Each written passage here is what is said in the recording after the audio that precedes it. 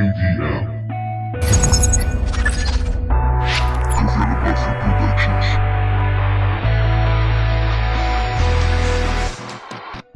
Hoy escapo de la oscuridad, canto para calmar mi ansiedad.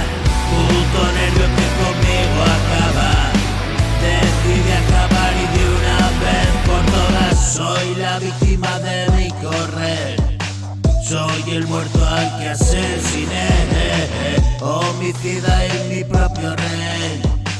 Hoy escapo del frío aquel y la frivolidad de ser, superficialidad y superfluo. Me embrujo el movimiento de ese culo, dama negra, noche sin fin. Huyendo de la luz viví en una aparente irreal vida que caía en espiral de su propia huida hacia ningún lugar. La gran escapada me viste llegar con una mano adelante y otra detrás.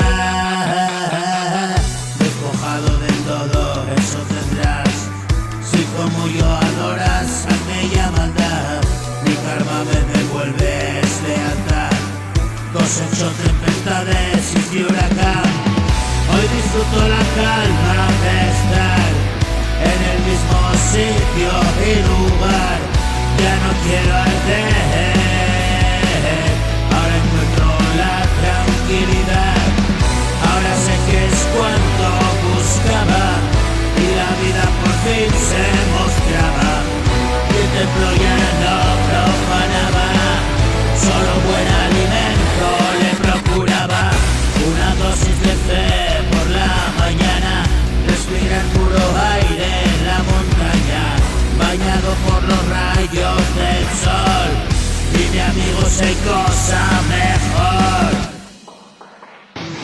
ser consciente de su seducción, atrayente una mano, un dos.